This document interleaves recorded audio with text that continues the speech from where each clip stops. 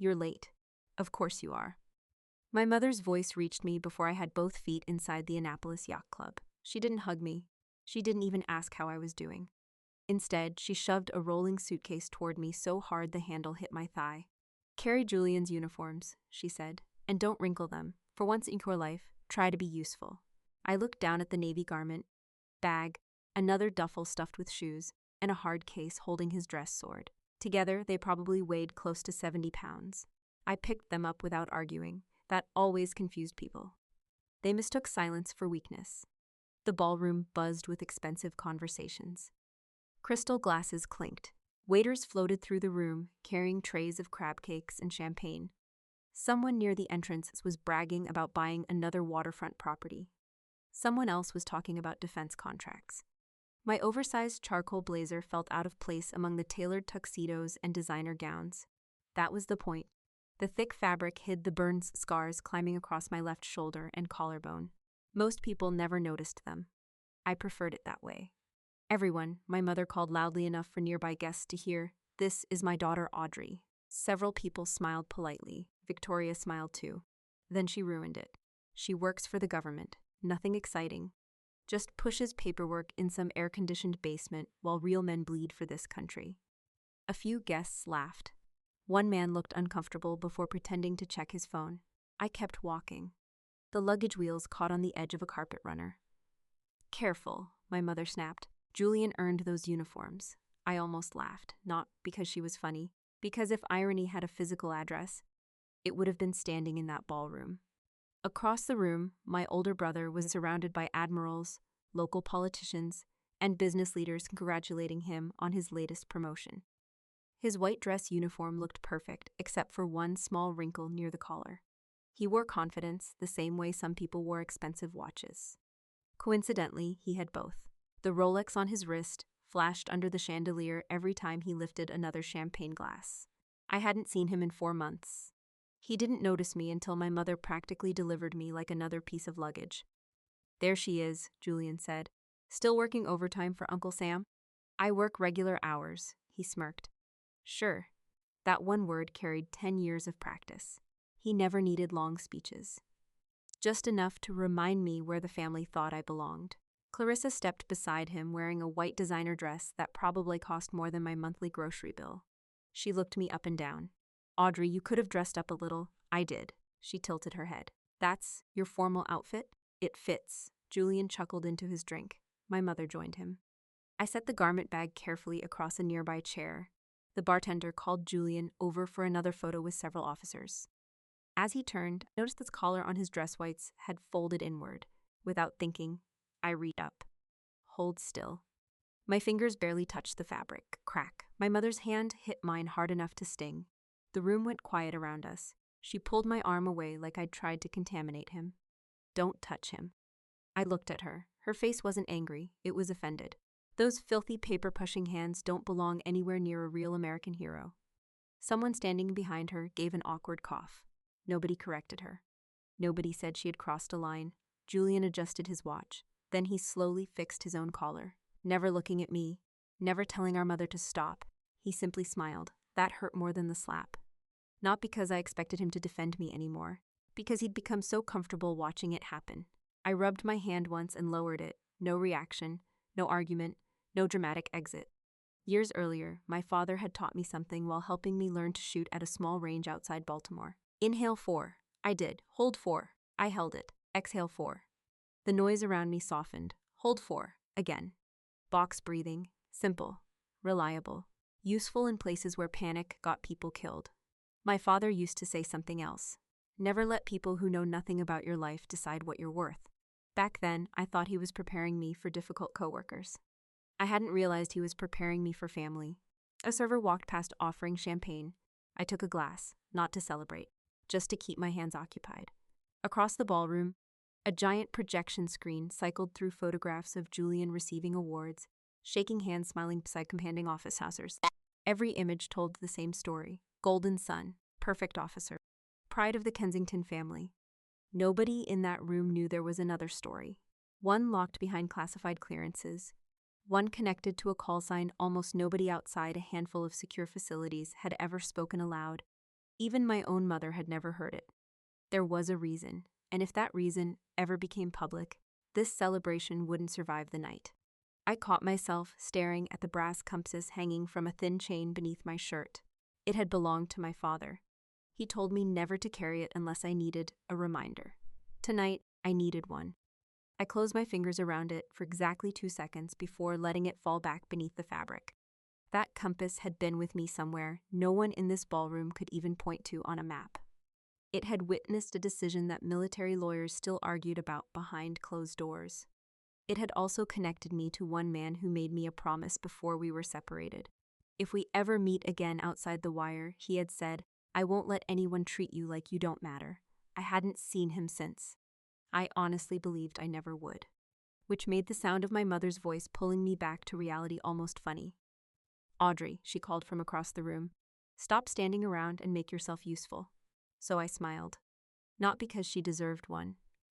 Because sometimes the calmest person in the room is the one carrying the biggest secret. And mine was still walking toward this family, even though none of us knew it yet. I slipped away before my mother could find another job for me. The hallway outside the ballroom was almost empty, except for a pair of framed oil paintings and a grandfather clock that sounded much louder than it should have. Through the glass doors leading to the balcony, I could still hear laughter every time another toast was made for Julian. Funny how celebration sounds when you helped pay for it without anyone knowing. I leaned against the railing overlooking the marina. Rows of yachts rocked gently against their slips. Several of them belonged to families my mother admired.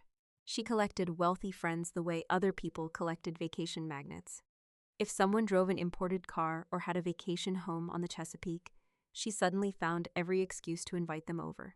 She liked appearances. Appearances never asked hard questions. After my father died, everyone assumed he had left enough money to keep the family comfortable.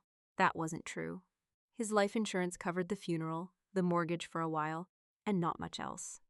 The trust everyone talked about as Dad's legacy had almost disappeared before the first anniversary of his death. Nobody besides our attorney knew what happened next. I did, because I made it happen. During my first classified deployment, combat hazard pay landed in a separate military account every month. I didn't need much of it. My meals were covered. My housing was temporary. Most weeks, I barely had time to spend $20. Instead of letting the money sit there, I called our family's attorney through a secure overseas line.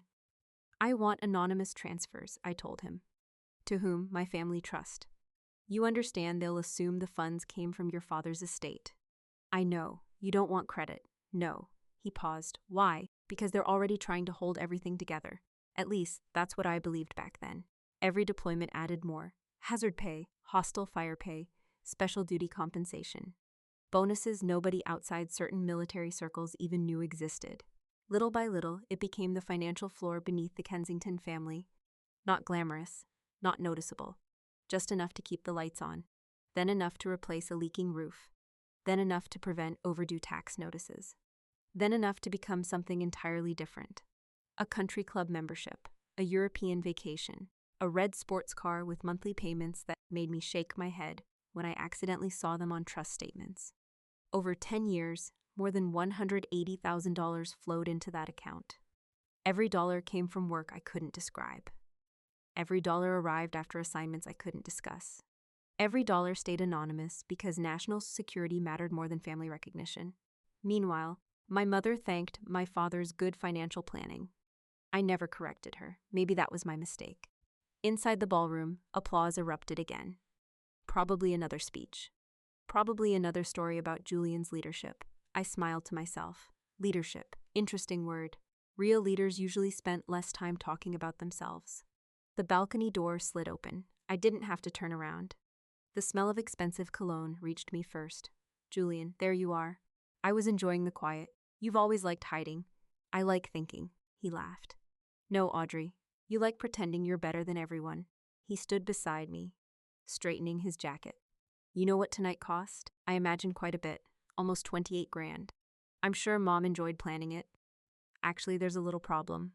Of course there was. His voice had changed, friendlier, almost casual. I'd heard that tone before. It always cost me money. My lease payment bounced. I stayed quiet. My accountant mixed up a transfer. Another pause. I need 15,000. There it was. I'll pay you back.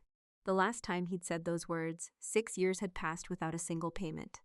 The trust can cover it, he continued. Just move the money tomorrow. It can't, he frowned. What do you mean? The account is temporarily locked. For what? Fiduciary review. That wasn't a lie. Our attorney had initiated a scheduled compliance review after several unusually large withdrawals connected to luxury purchases. Julian stared at me. You've got to be kidding. I'm not. You expect me to believe there's no way to access 15 grand? I'm saying nobody can access it until the review is complete. His jaw tightened. Then came the version of Julian I knew best. The charming smile disappeared. You planned this. No. You're jealous. I looked at him. He actually believed it. You've always hated watching me succeed. I don't hate watching anyone succeed. You hate watching me succeed. I said what I meant. He laughed once. Short. Cold. You know what your problem is? I've heard several theories. You don't have a real life. He counted on his fingers. No husband. No kids. No home people actually visit. You hide in some government office pretending your work matters. His grin widened. And now you're a jealous, hollow spinster who can't stand seeing her big brother win. The words landed exactly where he intended. They just didn't stay there. Because while he talked about winning, I remembered a different evening. Not chandeliers, not champagne, no polished marble, just hard-packed dirt beneath my knees. A medic shouting for more gauze. Blood soaking through gloves faster than we could replace them. A satellite radio refusing to lock onto signal. Someone screaming for help 20 feet away. I remembered calculating transmission windows, while another operator held pressure on a wound that wouldn't stop bleeding. I remembered dust. Heat. The metallic smell that never really leaves your memory. My hazard pay for that deployment had eventually helped purchase Julian's imported convertible. He never knew. The champagne he was drinking tonight had probably been paid for by compensation received after spending weeks supporting operations where people prayed simply to make it until sunrise. I looked back toward the ballroom. My mother was laughing with the state senator's wife. Clarissa was taking photos beneath a banner celebrating Julian. Neither of them had any idea who kept their world from falling apart for an entire decade. Julian stepped closer. So? So what? Are you going to fix this? I met his eyes. No. He blinked. I'm not risking a legal review. You'd really let your own brother get embarrassed over $15,000? I didn't embarrass you. His face hardened. You always do this. No, Julian. I let the silence settle between us. I just stopped solving problems you created yourself. For the first time that evening, he didn't have a comeback. He simply stared at me with the same expression people wear when an ATM refuses to dispense cash. Not hurt. Not disappointed. Confused. Because somewhere along the way, he had stopped seeing me as his sister.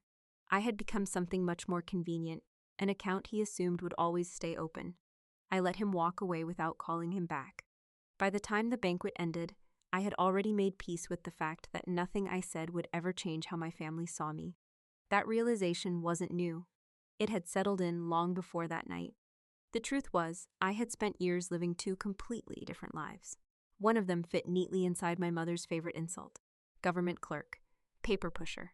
The other didn't officially exist. 18 months earlier, I walked through 3 separate security checkpoints before sunrise, surrendered my phone, my smartwatch, and every electronic device I carried, then stepped into a windowless, sensitive, compartmented information facility inside the Pentagon. Nobody called me Audrey in there. The moment the reinforced steel door sealed behind me, I became one person. Morning, Viper. I nodded at the watch officer. Status: no significant changes overnight. European rotation handed everything over 20 minutes ago. I dropped my bag beneath my workstation and slid into the chair, facing 6 encrypted displays. Satellite feeds, communications traffic, joint operational maps, Blue Force tracking, signal integrity reports. Every screen mattered. Every mistake had consequences. Outside that room, my family believed I spent my days pushing files between government departments. Inside that room, entire operations depended on decisions measured in seconds. My role wasn't glamorous. Nobody outside classified programs would ever recognize my face.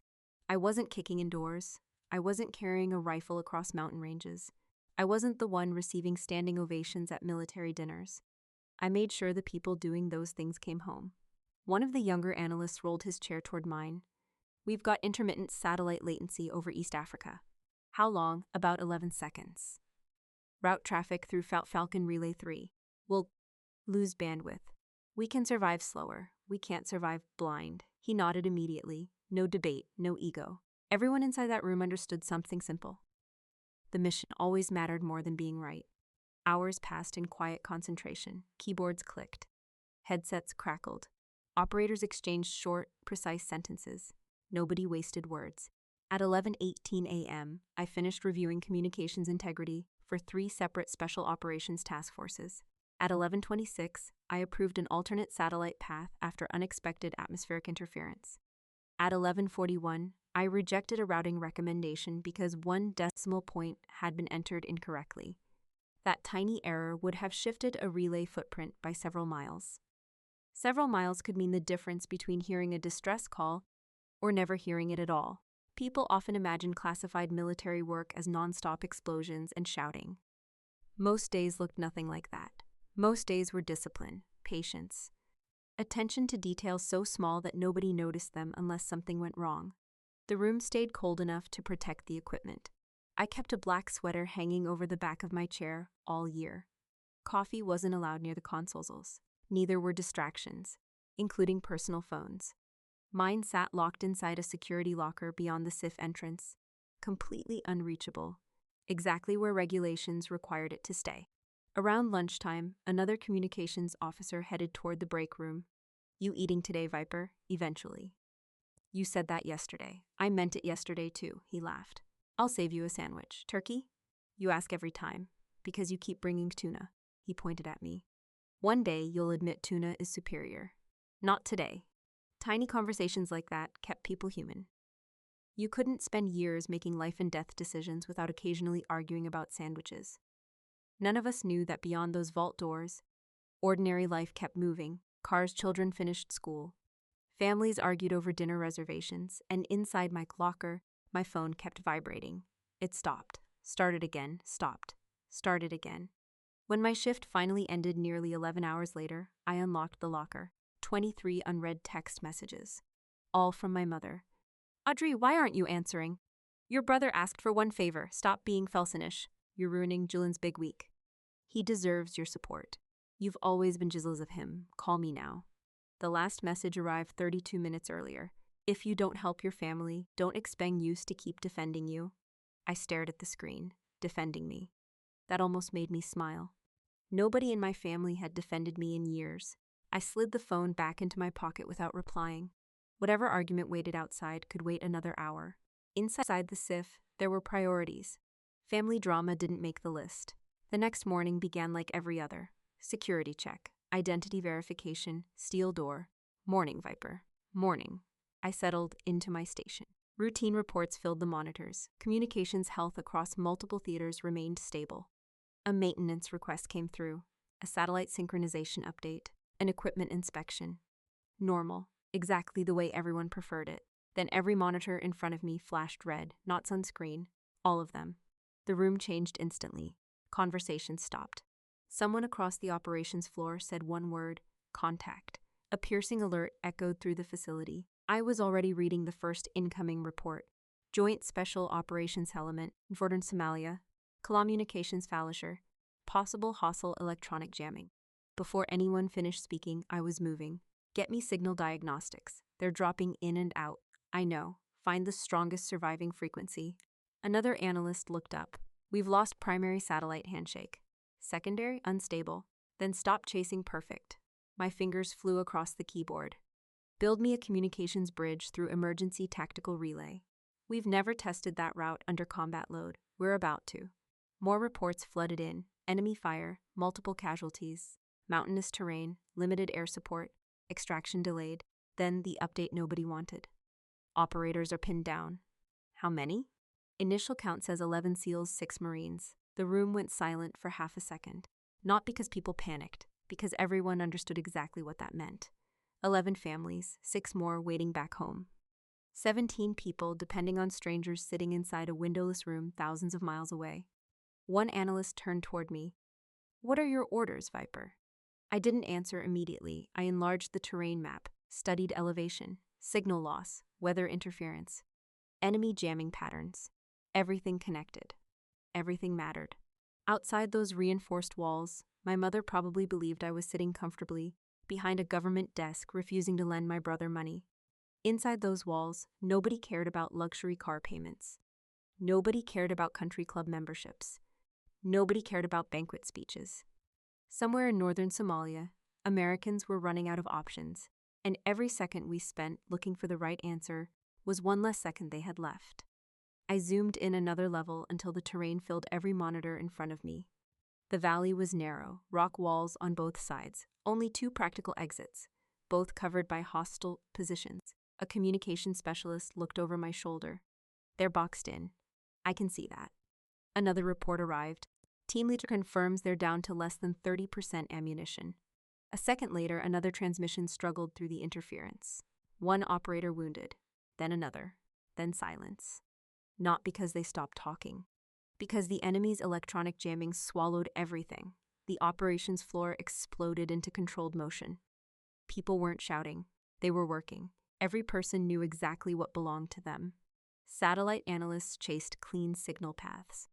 Intelligence officers compared drone imagery against archived terrain data. Air operations contacted available aircraft. Meanwhile, I focused on one thing: getting those men home. A colonel stepped behind my station. ETA on emergency authorization? A legal operations officer answered before I could. 40 minutes minimum. I looked over my shoulder. They don't have 40 minutes. I know. We need immediate close air support. It's already being requested. Requested. One of the most dangerous words during a firefight. I checked the battlefield updates again. Another operator had been hit. The surviving communications bursts became shorter, breathing, gunfire, coordinates, then static. The colonel folded his arms. Protocol exists for a reason. I didn't disagree. Protocol usually saved lives, but sometimes protocol assumed time existed. This time it didn't. I enlarged the electronic warfare display. The hostile jamming pattern wasn't random. Someone had carefully built overlapping interference zones around military frequencies. Smart, professional. They knew exactly what they were doing, which also meant they probably weren't watching civilian networks. A thought hit me. Fast, uncomfortable, possible. I pulled another database onto the screen. An archived list of commercial satellite frequencies licensed across East Africa. Most had nothing to do with military operations. One caught my attention. Unused. Poorly documented. Almost forgotten after a telecommunications company shut down several years earlier. The satellite itself still existed. Nobody simply used it anymore. I checked orbital position, coverage, signal strength, distance. My pulse stayed steady. This might work. The analyst beside me frowned. What might? I pointed. We're thinking like soldiers. We are soldiers. So are they. He followed my cursor. His eyes widened. You want to piggyback a civilian relay? I'm considering it. That's not authorized. I know. The colonel leaned closer. What are you proposing? I answered honestly. I can bounce encrypted thermal coordinates through this abandoned commercial frequency directly into the Apache targeting systems. His expression didn't change. Has it been tested? No. Approved? No. Documented? No. The room became very quiet. Someone finally asked the obvious question. What happens if it fails? I looked back at the casualty report. They die. Nobody spoke after that. The authorization request continued climbing through military channels. Major command, regional command, legal review, operational approval. Every box had to be checked. Every signature mattered. Normally, I checked the clock. 36 minutes remained. Another transmission broke through, taking heavy, static. Need, nothing. One analyst whispered, "We're losing them." I already knew. Inside the valley, Chief Petty Officer Dane Crawford was one of the operators still transmitting. At that moment, I knew almost nothing about him. Only his call sign. His unit, his position. One tiny blue marker among several blinking across my screen. One human life represented by a digital icon. The system reduced everyone equally. No biographies, no medals, no family photographs, just people who either came home or didn't. I made my decision. I'm routing thermal imaging.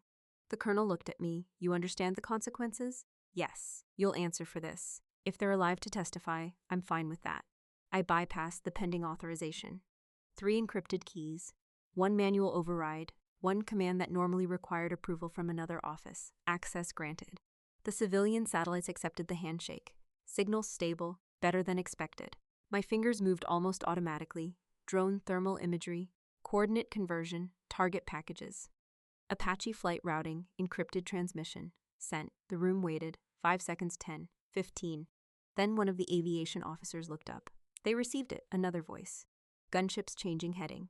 Someone farther back said quietly, "My God." The next several minutes felt longer than entire deployments. Nobody breathed much. Nobody left their station. Fresh reports began arriving. Enemy positions engaged.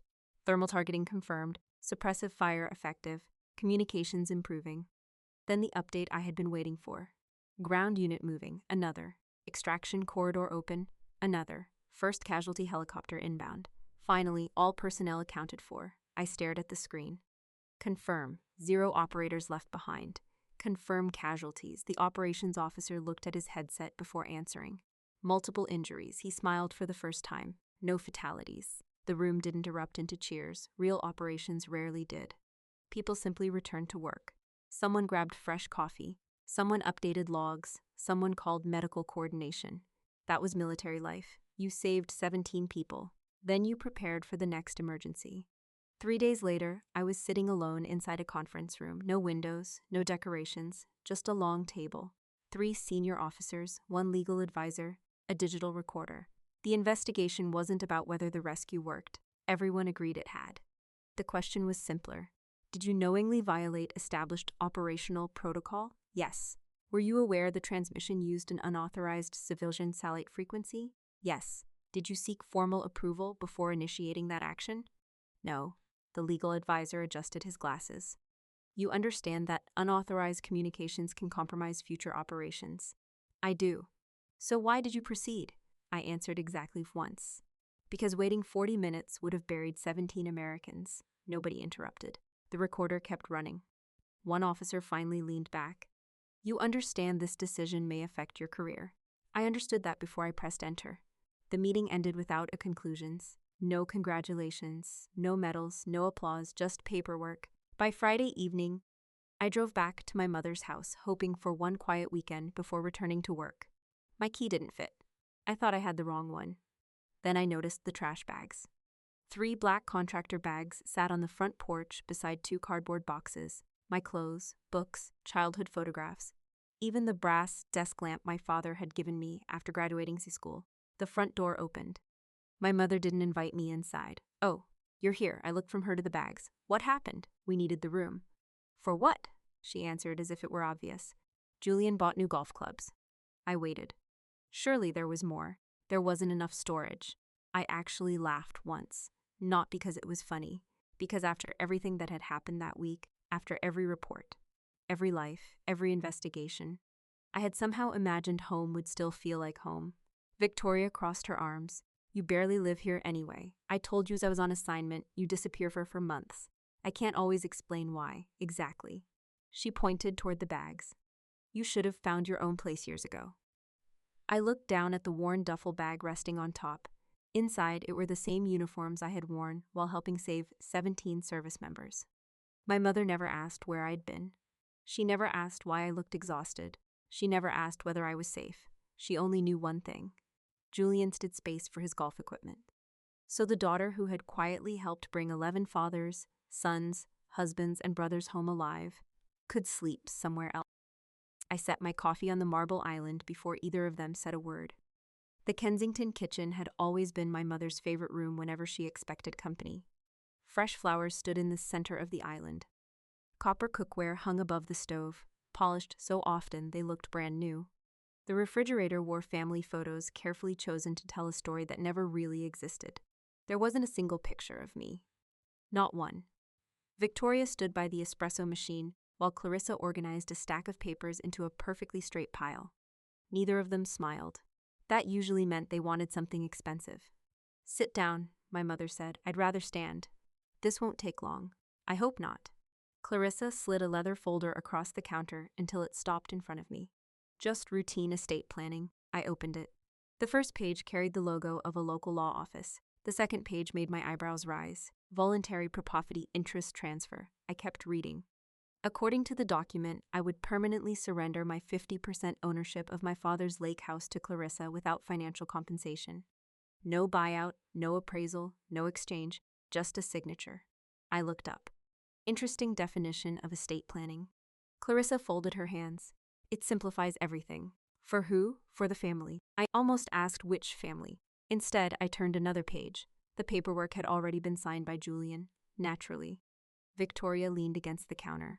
You don't even use the lake house. I visited last fall. You stayed one night. I still own half of it. Clarissa spoke as though explaining something to a child. Julian and I are thinking long term. I noticed. We want to renovate. I'm sure you do. The property should stay with the people actually building a future. I closed the folder. My father built that future. Nobody answered. Silence usually irritated my mother. Audrey, don't make this difficult. I'm then sign. No. The word landed softly. No anger, no hesitation, just no. Clarissa blinked. I don't think you understand. I understand perfectly. Victoria sighed dramatically. You never cared about that house. I care exactly as much as Dad did. Her jaw tightened. Your father would have wanted Julian to have it. I met her eyes. You don't know that. I was married to him, and I was his daughter. That ended the conversation for exactly 3 seconds. Then, Clarissa tried another angle. We've already spoken to contractors. I'm sure they'll understand delays. You'd seriously block. Your own brother? I'm protecting my legal property. It's just a cabin. No, I shook my head. It stopped being just a cabin the day Dad left half of it to me. The room cooled noticeably. Clarissa reached into her designer handbag and removed a folder filled with renovation sketches. Swimming dock, guest house, expanded boathouse, outdoor kitchen. Everything looked beautiful. Everything also looked expensive. Very expensive. Far more expensive than 2 people carrying multiple luxury car payments should have considered. Something finally clicked. I remembered the trust statements, large withdrawals, credit line advances, repeated transfers, then Julian's request for $15,000. I didn't need classified intelligence training to recognize financial panic. They weren't planning renovations. They were trying to borrow against the property's equity, which meant they needed complete ownership first.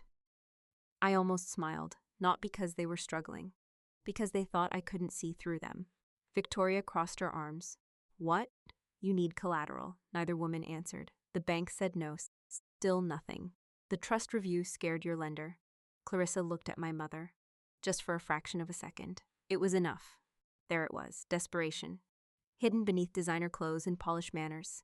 My mother recovered first. You've always imagined the worst. No. I pushed the folder back toward them. I simply read numbers. And now you're judging us? I'm observing. Clarissa's voice sharpened. You have no idea what our finances look like. I think I do. She looked away. That told me even more. The silence stretched. Finally, my mother abandoned the polite version of the conversation. If you won't cooperate willingly, here it comes. We'll protect this family another way. I waited. She opened her phone and scrolled until she found a contact. You know Patricia Rowland, the society blogger? Victoria nodded. She owes me several favors. Clarissa smiled for the first time that morning. Not warmly, confidently, Victoria continued. It wouldn't be difficult for a respected local publication to ask questions. What? Questions. Questions about your mental health. I stared at her. She didn't blink. We'll explain that your military service left you unstable. Clarissa picked up where she stopped. That you've become unpredictable. Victoria added another piece. That you're emotionally dangerous. Clarissa's smile widened. I actually laughed. Just once. Not loudly. Enough to surprise both of them. You think that's funny? No. I looked at my mother. I think it's desperate. Her expression hardened. You think people won't believe it? I shrugged. I don't spend much time worrying about gossip. It won't be gossip. She stepped closer. It'll be interviews. Photos. Stories. We'll tell people you've been hiding psychological problems for years. Clarissa folded her arms. We'll say we're trying to protect the family. The strange thing was, I wasn't angry. Not really. Because anger usually comes from surprise. Nothing they said surprised me anymore. Instead, I studied both of them the same way I would study incomplete intelligence before making a decision. What did they actually have? No medical records, no witnesses, no evidence, just fear. Their own fear. Fear of debt. Fear of losing appearances. Fear that the money keeping everything together might disappear. And they weren't entirely wrong, because the review of the trust account wasn't just another administrative process. Questions were finally being asked. Questions they never imagined anyone would ask. I rested both hands on the marble countertop. My answer is still no. Victoria stared at me. You'd destroy this family over a house? I spoke quietly. No, I just won't destroy Dad's memory to rescue choices you made. Clarissa grabbed the unsigned paperwork. You'll regret this, maybe. You have nobody. I've survived with less. My mother pointed toward the door. You always make everything harder. I picked up my coffee. It usually gets hard right before the truth comes out. Neither of them understood what I meant. How could they? They still believed they were negotiating with the quiet daughter they could shame into paying another bill. They didn't know their financial foundation had already started shifting beneath them. As I reached the hallway, my phone buzzed. A calendar reminder. Promotion banquet. 6 hours. I slipped the phone back into my pocket without dismissing the notification. For some reason, I found myself thinking about another story we've shared on this channel, where one carefully hidden lie eventually pulled down an entire family built on appearances. If that case stayed with you, watch the recommendation waiting in the top right corner of your screen between minutes 45 and 55. Sometimes the most unbelievable endings begin with the smallest signature someone refuses to write. I walked toward the front door, carrying nothing except my coffee. Behind me, the unsigned papers remained exactly where they belonged. I handed my invitation to the hostess without expecting my name to matter. She checked the guest list, smiled politely, and reached for a seating chart. Before she could speak, my mother appeared beside her. She's with us, Victoria said. The hostess nodded. Wonderful. Ms. Kensington is seated at table. I already arranged it. Victoria took the seating card from the hostess before she could finish. I'll show her. I thanked the hostess anyway. It wasn't her fault. The ballroom looked exactly the way expensive celebrations are supposed to look. White linen covered every table. Crystal chandeliers reflected off polished hardwood floors. A string quartet played near the fireplace, while servers moved between 150 guests, carrying silver trays filled with filet mignon, lobster tails, and glasses of sparkling wine. Local politicians shook hands with retired admirals. Business owners compared investment portfolios. Several active duty officers stood near the stage, discussing upcoming assignments. Everyone looked like they belonged. My mother walked me past every good table, past the front row, past the family tables, past the military guests, past the sponsors, past the photographers. She finally stopped near the back corner of the ballroom. A gray service door sat 3 feet behind the chair. Beside it stood a yellow janitor's cart loaded with fresh towels, cleaning supplies, and a mop bucket hidden beneath a black plastic cover. A waiter pushed through the service door carrying dirty dishes. Another came out balancing fresh meals. Victoria placed my seating card on the table. There. I looked around. 6 empty chairs, no centerpiece, no wine already poured, no table number displayed where guests could easily see it. This is my seat, she smiled without warmth. I thought you'd appreciate the privacy. I see. The photographers will mostly stay near the stage. I'm sure they will, she lowered her voice. Honestly, Audrey, your plain look isn't exactly festive. I waited, and that oversized blazer certainly isn't helping. It serves its purpose. I'm trying to protect the family photos. There, it is. What? The real reason? She sighed dramatically. You don't understand presentation. No. I understand priorities. She leaned closer. People notice everything. I've noticed. I don't want our guests asking uncomfortable questions. About what? Why my daughter dresses like she's attending a tax seminar. I almost smiled. I left my sequined combat boots at home. She didn't appreciate that. You always have jokes. No, I just ran out of apologies. She walked away before I finished straightening my chair. I sat down, not slouched, not hiding, shoulders square, feet planted. Years in uniform had a way of becoming permanent even when you wore civilian clothes. A server approached my table. Would you like champagne, ma'am? Water is fine. He looked surprised. Still water or sparkling, whichever one's colder. He nodded. I'll be right back. The service door opened again. Someone pushed another cart past me. One of the kitchen staff offered an apologetic smile. Sorry about the traffic back here. No problem. Oddly enough, it was the most genuine interaction I'd had all evening. From my corner, I could see almost the entire ballroom. Julian stood near the stage laughing with 2 Navy captains. Clarissa posed for photographs every few minutes. My mother flowed from guest to guest, introducing herself as though she were hosting a presidential inauguration instead of a promotion dinner. The projection screen displayed a slideshow of Julian's official portraits. Perfect posture, perfect smile, perfect career. It was remarkable how easy it was to build a flawless image when nobody questioned the foundation underneath it. The server returned with my water. Kitchen made an extra crab cake. Interested? I won't argue with free food. He grinned. I respect that. At least somebody had a sense of humor. Dinner began. Silverware clinked softly. Conversations blended together into the familiar sound of wealthy people congratulating one another. Every few minutes, someone looked toward my corner. Not because I was interesting, because my mother had made sure I was visible enough to become part of the scenery, not family, decoration. Halfway through the entree, the lights dimmed. A spotlight illuminated the stage. Victoria walked to the microphone, wearing a navy evening gown that matched Julian's dress whites almost perfectly. She tapped the microphone. "Ladies and gentlemen," the room quieted immediately. "Thank you for joining our family tonight." Applause. She smiled modestly, accepting praise nobody had offered. "My son, Julian, has always been extraordinary." Another round of applause. As a little boy, he never settled for second place. I took a sip of water. Interesting. I remembered helping him with algebra because second place had actually been optimistic. He devoted his life to serving this tree. More applause. He represents everything the Kensington family believes in. She gestured toward Julian, the true shining light of our family's legacy. Guests stood. Glasses rose. Someone shouted, "Here!" Julian accepted every compliment with practiced humility. Not once did he suggest his mother was exaggerating. Not once did he acknowledge anyone else's contributions. He simply enjoyed the moment. Then Victoria looked toward my corner. I knew what was coming before she opened her mouth. "And of course," she smiled sweetly. "Every family has different paths." Several heads turned. She extended one perfectly manicured hand toward me. "Our quiet little guest back there." 150 people followed her gesture. "Audrey works for the government." Polite laughter.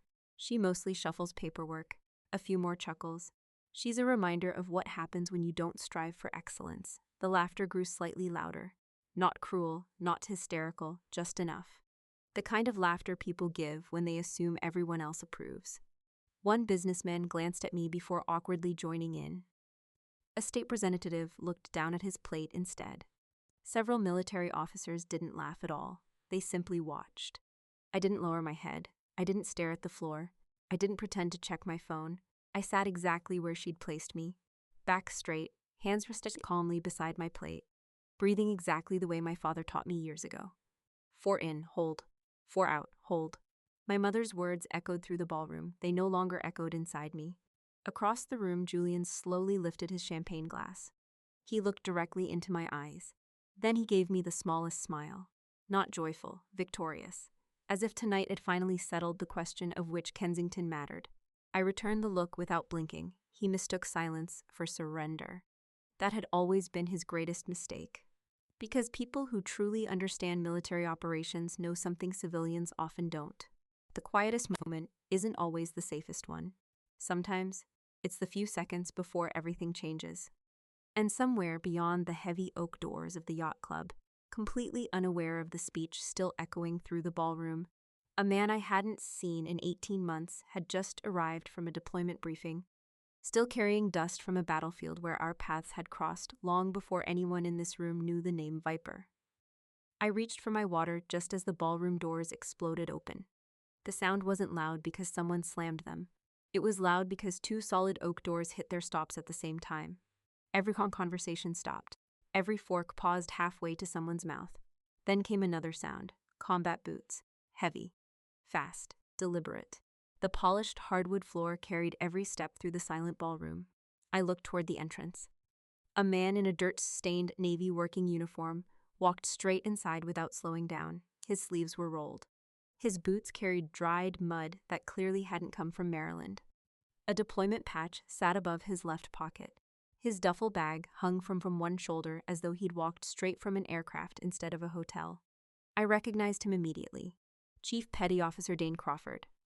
18 months had added a few more lines around his eyes. Nothing else had changed. He still moved like someone who automatically evaluated every doorway, every hallway, every person within sight. The room reacted before anyone actually knew why he was there. Several active duty officers stood instinctively. A retired admiral whispered something to the businessman beside him. Someone near the front quietly said, "That's Crawford." Another answered, "The Crawford?" Apparently, even social circles had heard the stories. My mother certainly had. Her entire posture changed. Gone was the woman who had mocked me minutes earlier.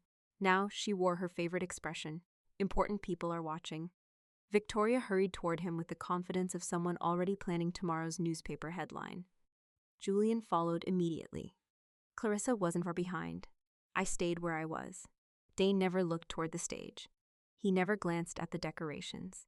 He didn't appear impressed by the chandeliers or the expensive suits. His eyes kept moving, searching. Victoria reached him first. "Chief Crawford," she extended both hands enthusiastically. "What an incredible honor. I'm Victoria Kensington." He didn't stop. "My son is Captain Julian Kensington." Julian stepped forward wearing his practiced smile. "It's a privilege to finally meet you," he offered his hand. "I'm a great admirer of Team 6. No response. Not even a glance." Dane continued walking. Julian awkwardly kept his hand suspended in the air for another second before lowering it. Clarissa recovered first. "We'd love to introduce you to some distinguished guests." Still nothing. Victoria tried again, moving sideways to remain in front of him. "You simply must join us on stage." He adjusted the duffel bag on his shoulder without breaking stride. Then, in a calm voice that somehow carried farther than shouting ever could, he spoke exactly 5 words. "Please step out of my way." Not rude, not angry, just absolute. Victoria froze. I had seen that tone before. Operators used it when hesitation could cost lives. She stepped aside automatically. Julian forced a laugh. "I think there may be some confusion." There wasn't. Dane walked directly past him. No handshake, no congratulations, no acknowledgement that either one existed. The room followed him with complete silence. People began looking at one another. Whispers spread from table to table. Who is he looking for? Was he invited? Did something happen? The master of ceremonies lowered the microphone. Even the quartet had stopped playing. I watched Dane's eyes, not wandering, tracking. Every few feet, he scanned another section of the ballroom, methodical. The same way someone searches a landing zone before committing to it. He wasn't here by accident. He wasn't sightseeing. He was looking for one person. A young Navy lieutenant quietly approached him. "Chief, can I help you find someone? Already doing it." "Do you have a name?" "No." The lieutenant looked confused. "No?" "I have a call sign," he continued walking. That single sentence meant almost nothing to civilians. To the officers scattered throughout the ballroom, several of them exchanged puzzled looks. One Air Force colonel quietly muttered, "A call sign?" Another officer frowned. "Whose?" Nobody answered, because nobody knew, except me. I wrapped my fingers around the water glass. For the first time that evening, my pulse climbed slightly. Not from fear, from probability. Surely not. There were thousands of people in the military, thousands of operations, hundreds of classified missions. The odds of him walking into this exact ballroom, looking for me, didn't make sense. Then I remembered something he had told me over an encrypted radio after the extraction. If I ever get the chance, the transmission had broken apart before he finished. I never heard the rest. Across the ballroom, Dane stopped beside one of the senior admirals. The admiral offered his hand. "Crawford." "Sir, we weren't expecting you. I know. What brings you here?" "I'm completing unfinished business." The admiral looked puzzled. "What kind of business?" "I owe someone my life." The sentence drifted across the room. Enough people heard it that another wave of whispers followed. Victoria somehow interpreted those words as another opportunity. She veered back into the conversation. "My son has served with exceptional distinction." Dane didn't even turn his head. "I'm not here for your son." Her smile faltered. Julian cleared his throat. "Perhaps we know some of the same people." "We don't." It wasn't an insult. It sounded like a fact. Julian wasn't used to facts he couldn't argue with. The silence became almost uncomfortable. Even waiters stopped moving. One accidentally bumped a serving cart because he couldn't stop watching. Dane resumed walking, straight down the center aisle, straight past the front tables, straight past local politicians, past decorated officers, past executives, past everyone my mother believed mattered. Every step carried him farther from the spotlight and closer to the darkest corner of the ballroom. closer to the service entrance, closer to the yellow janitor's cart, closer to me. I didn't stand, didn't wave, didn't call his name. I wasn't even certain he remembered my face. Most operators never saw mine. They heard a calm voice through encrypted headsets. They followed coordinates. They trusted instructions. Then they went home. That was enough. 20 feet. He never looked away. 15. My mother finally noticed where he was headed. She turned toward my table, then back toward him. Confusion slowly replaced confidence. Julian followed her gaze. His smile disappeared. 10 feet. The room had become so quiet I could hear the wheels of the kitchen cart settling after someone accidentally nudged it. 5 feet. Dane stopped. Not beside the stage, not beside Julian, not beside my mother. Directly in front of the forgotten table beside the kitchen door. He looked at me the same way he had looked at the battlefield map 18 months earlier. Complete certainty. The entire ballroom held its breath. No one understood why one of the most respected combat operators on the East Coast had ignored every VIP in the room just to stand in front of the woman everyone had spent the evening pretending didn't matter. I looked up at him without moving. For a brief second, neither of us spoke. His face was leaner than I remembered from the grainy drone images and classified after-action photographs. A thin scar ran across his jaw that hadn't been there 18 months earlier. His eyes hadn't changed. Calm, focused, certain. Around 150 people waited for someone to explain why one of the most respected SEAL operators on the East Coast had crossed an entire ballroom just to stand in front of the woman sitting beside the kitchen service door. Dane looked down at my oversized blazer, then at my face. A faint smile appeared. I knew you'd still try to disappear. I couldn't help smiling back. I gave it my best effort. He nodded once. I noticed. Several guests exchanged confused glances. My mother stepped forward. Chief Crawford, I believe you've mistaken my daughter for someone else. He didn't answer her. Instead, he asked me a question. You still carry it? I knew exactly what he meant. Without saying a word, I reached beneath the collar of my blazer and pulled out my father's brass compass. The worn brass caught the ballroom lights. Dane looked at it for only a second before letting out the quietest laugh I'd ever heard from him. I told them you would. I tucked it back beneath the fabric. You remember. I remember every voice that brought my team home. The room grew even quieter. Julian frowned. I'm sorry. Brought your team home? Dane ignored him. He took one slow step backward. Then another. Enough space. Enough distance. I knew what was coming half a heartbeat before it happened. His boots slammed together with a sharp crack that echoed through the ballroom. Every spine in uniform instinctively straightened. His posture became perfectly rigid. Then his right hand snapped upward in a flawless military salute. Not casual, not friendly, official, absolute, directed at me. A collective gasp swept across the room. Someone dropped a wine glass. Crystal shattered across the hardwood floor. Nobody looked at it. Every eye remained fixed on us. My mother stared as though she had forgotten how to breathe. Clarissa's whispered, "What is he doing?" Nobody answered. Because nobody there had ever seen a decorated combat operator salute the woman they had spent the evening mocking. I slowly rose from my chair. Military habit took over before conscious thought. I returned the salute. Our hands lowered at exactly the same moment. The silence became almost overwhelming. Then Dane reached to the shoulder strap of his equipment and unclipped a secure tactical radio. Not the kind civilians bought in sporting goods stores. Encrypted. Military issue. He pressed the transmit button. His voice carried across the silent ballroom with the same confidence it had carried across battlefields. Command, hold the briefing. Several officers turned instantly. I have located the lead tactical architect. Another pause. Then the words that changed everything. It's Viper. He looked directly at me. She's right here. The single word echoed against the high ceiling. Viper. For most civilians, it meant nothing. For the military personnel in the room, it meant everything. I heard chairs scrape backward. 15 active duty officers stood almost simultaneously. An Army colonel froze halfway through setting down his coffee. A Marine lieutenant colonel's eyes widened. An Air Force brigadier general actually took one involuntary step forward. One Navy commander whispered, "No." Another answered, "It can't be." A younger communications officer looked directly at me. Viper? The older captain beside him nodded slowly. My God. The atmosphere changed so quickly it almost felt physical. Minutes earlier, those same officers had politely ignored my mother's jokes. Now they were staring at me with unmistakable recognition, not celebrity, respect. The kind earned when people know your decisions once determined whether their friends came home alive. Victoria laughed nervously. There must be some misunderstanding. Nobody paid attention. Julian finally spoke. My sister works in administration. Still, nobody looked at him. Dane lowered the radio. There isn't a single administrator in the Department of Defense who could have done what she did. Julian forced another smile. I think you've confused Audrey with someone classified. I haven't.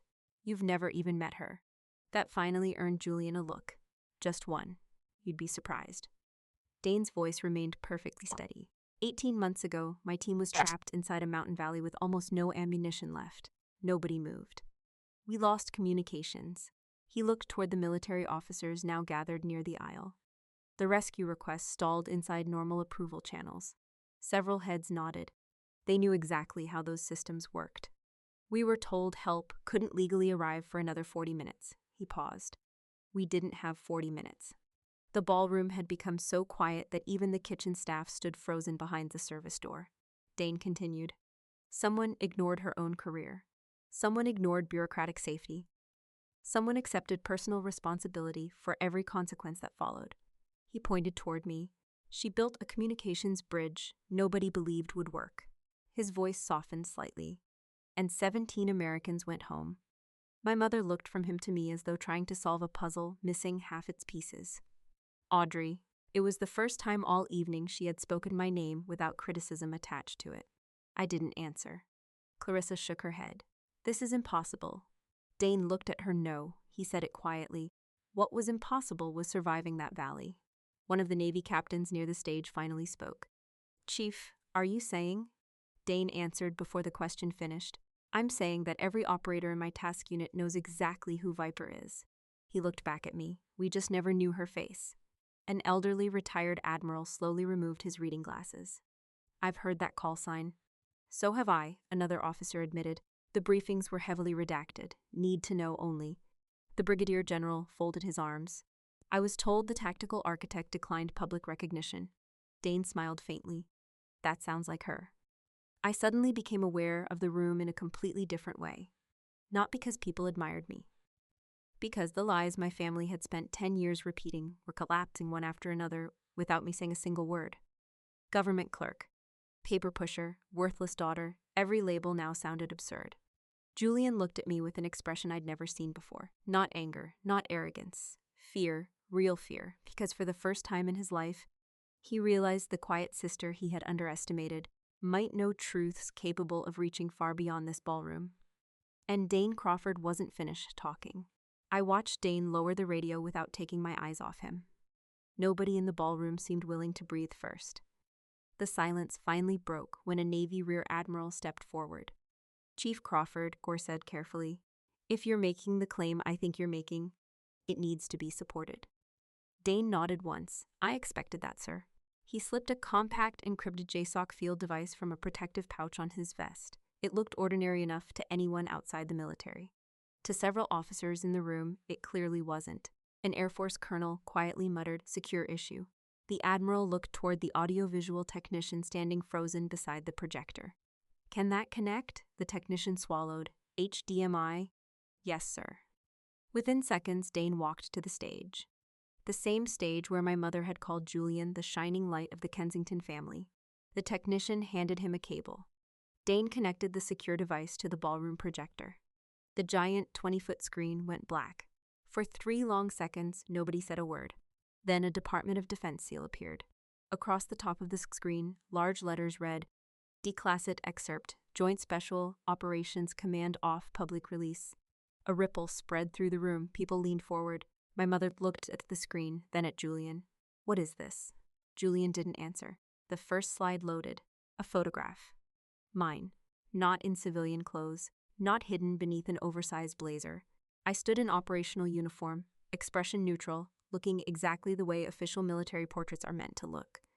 Below the photo appeared a line that made my mother grab the edge of a nearby chair. Major Audrey Elizabeth Kensington Joint Special Operations Command Lead. Tactical Communications Director. A murmur rolled through the ballroom. Someone whispered, Major? Another answered. They said she was a clerk. Clarissa Sly backed away from the stage. No, another page appeared. Silver Star awarded for conspicuous gallantry in support of joint special operations under hostile combat conditions. No classified details, no locations, just enough to confirm the award existed. The retired admiral removed his glasses again. I attended that ceremony. He looked directly at me. The recipient's identity was classified. Dane answered quietly. It remained that way until this release. The next slide appeared. A satellite map, thermal imagery, mountain terrain. Colored symbols marked friendly and hostile positions. Across one side of the screen ran a timeline of communications. One military officer stepped closer. I know this operation. So do I, another admitted. Julian's breathing became noticeably uneven. Because he recognized it too. Dane picked up a wireless presentation remote. This image shows the battlefield 18 months ago. He pointed towards several blue symbols surrounded by red. This was my team. The thermal display animated. The room watched blue markers become trapped inside overlapping enemy positions. Hostile fire, communication failures, blocked extraction routes. Then another layer appeared, electronic jamming coverage. One communications officer shook his head. They were completely isolated. Exactly. Dane pressed the remote again. A new line flashed across the screen. Emergency communications avers oft by, call signed. Another silence settled over the ballroom. The timeline continued. Sufficient satellite bridge established. Thermal targeting transmitted. Apache gunships redirected. Extraction corridor created. 0 friendly fatalities. Several officers instinctively applauded. Not loudly, respectfully. The applause spread through the room. I wished it wouldn't. None of this had ever been about recognition. Dane lifted one hand. I'm not finished. The applause stopped. He advanced to another slide. This one carried an internal after-action summary. A highlighted paragraph appeared on the screen. Tactical couriers during initial advance. Bird to unit exposure before communications fulseer. A second highlighted line followed immediately beneath it. Corrective strategy proft remotely. By call sign Viper prevented complete loss of personnel. The rear admiral frowned. Who commanded the initial advance? Dane didn't answer immediately. Instead, he looked toward Julian. The room followed his eyes. Julian stood perfectly still. The admiral spoke again. Chief. Dane inhaled once. The officer responsible for that advance later submitted reports emphasizing the successful extraction. He paused, while minimizing the tactical mistakes that made rescue necessary. One captain quietly asked, "Who signed those reports?" Nobody answered. Dane advanced one final slide, a heavily redacted command review. Most names remained blacked out. One did not. Captain Julian Kensington, operational review subject. The room erupted. Not shouting. Questions. Rapid. Confused. What? How? That's impossible. Julian finally found his voice. This is being taken out of context. Nobody listened. He looked toward the admirals. My team survived. A Marine colonel answered calmly because she intervened. Julian shook his head. My recommendations were rejected. The voice came from another officer. An intelligence commander had quietly stepped closer to the stage. I remember this review. He looked toward Dane. The communications solution wasn't yours. No, it wasn't. The commander turned toward me. It was Major Kensington's. Julian's mouth opened. Nothing came out. My mother looked between us as though the world itself had stopped making sense. You, she pointed at me. You let us believe. I interrupted her for the first time all evening. You never asked. That sentence landed harder than any accusation. Because it was true. Not once in 10 years had my mother asked what I actually did. Not once had Julian cared enough to find out. They preferred assumptions. Assumptions were easier. The rear admiral faced 2 officers wearing dress uniforms with legal insignia. Gentlemen, both stepped forward. I want the complete operational record reviewed immediately. One of them nodded. Yes, Admiral. And I want Captain Kensington's promotion package frozen pending investigation. Julian stared at him. Sir, the Admiral raised one hand. No. Another legal officer opened a notebook. We'll also need to determine whether inaccurate operational representations influenced advancement. Recommendations. Everyone in the room understood what that meant. Formal inquiry, potential court-martial, career over. Not because of me, because facts had finally reached daylight. Julian looked at me, not with arrogance, not with superiority, with desperation. Audrey. It was the first time in years my name sounded like a request instead of an insult. I didn't answer. There was nothing left to say. The ballroom slowly transformed. Not into a celebration, into something much quieter. Correction. Business leaders who had ignored me earlier now stepped aside to let military officers approach. The state senator removed his glass from the table and simply nodded in my direction. The kitchen staff stood silently near the service door. Even the young waiter who had offered me the extra crab cake smiled. Not because I had won, because the room had finally caught up with the truth. I looked at my father's brass compass resting in my hand beneath the table. For years, I had wondered whether staying silent made any difference. Tonight, I finally had my answer. The truth never needed me to shout. It only needed enough time to walk into the room. I signed the last document at 9:14 Monday morning. The attorney read it one more time before sliding it across the conference table. Once this is filed, he said, the Kensington Family Trust will officially terminate. I understand. The automatic distributions will stop immediately. I understand. He adjusted his glasses. Your mother receives $6,500 every month from this account. I know. There won't be another payment. I uncapped my pen. That's the point. He watched me for a moment. I've represented your family for almost 20 years. I know. I've never asked this before. He folded his hands. Are you absolutely certain? I thought about the ballroom, the insults, the slap, the lies, the paperwork waiting for my signature, the years of believing my silence could somehow earn love. Then I remembered something else. 17 blue markers moving safely away from a battlefield because I refused to let fear make my decisions. I've never been more certain. I signed my name. The attorney nodded. I'll file everything today. Thank you. There is one more matter. He opened another folder. The mortgage on your mother's estate, I already knew. Without the monthly trust payments, Victoria no longer had enough documented income to maintain the property. The bank had been patient. Banks eventually stopped being patient. The lender has already requested updated financial verification. I assumed they would. If replacement funding isn't secured, they'll foreclose. He looked at me carefully. You could still reverse this. I placed the pen on the table. No, not out of revenge, out of reality. For 10 years, I had protected people from consequences they chose for themselves. That wasn't kindness anymore. It was permission. The attorney extended his hand. I hope you find some peace, Major. I smiled. I think I just started.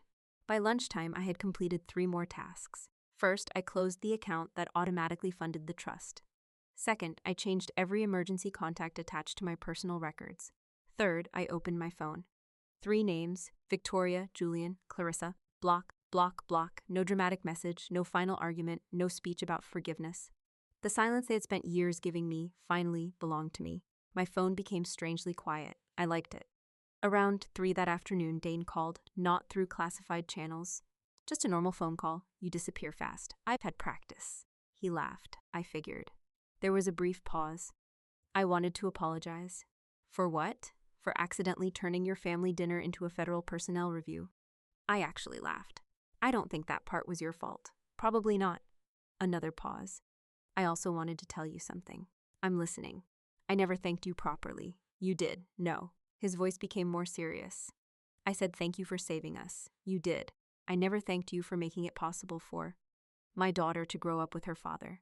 That one stayed with me. Not because it was dramatic, because it was true. Military operations often become statistics. Extraction successful, 0 fatalities, mission complete. Behind every statistic sits someone waiting at home. Children, parents, spouses, friends. Sometimes you don't save 17 operators. Sometimes you save hundreds of ordinary moments that haven't happened yet. Birthday parties, graduations, weekend fishing trips, arguments over homework, Christmas mornings. You don't owe me anything, Dane. I disagree. I was doing my job. So were we, he chuckled softly. Still, I'm glad I finally got to salute you in person. After we hung up, I slipped my father's brass compass into my jacket pocket. For the first time in years, it felt lighter. Late that evening, I found myself standing outside the Annapolis Yacht Club again, not because there was another celebration. The parking lot was almost empty. The banners had already been taken down. Workers were loading folding tables into trucks. The music was gone, so was the applause. I climbed the same concrete steps where guests had lined up for photographs only 2 nights earlier. The air carried the cool edge of autumn. The harbor was quiet except for ropes tapping gently against sailboat masts. I took the compass from my pocket. The brass had darkened with age. My thumb rested over the small scratch my father accidentally made while teaching me how to read bearings when I was 12. Back then, he told me something I didn't fully understand. A compass doesn't tell you where you've been, it reminds you where you're going. For years, I thought my responsibility was to keep carrying people who refused to walk on their own. I was wrong. Helping someone stand is an act of love.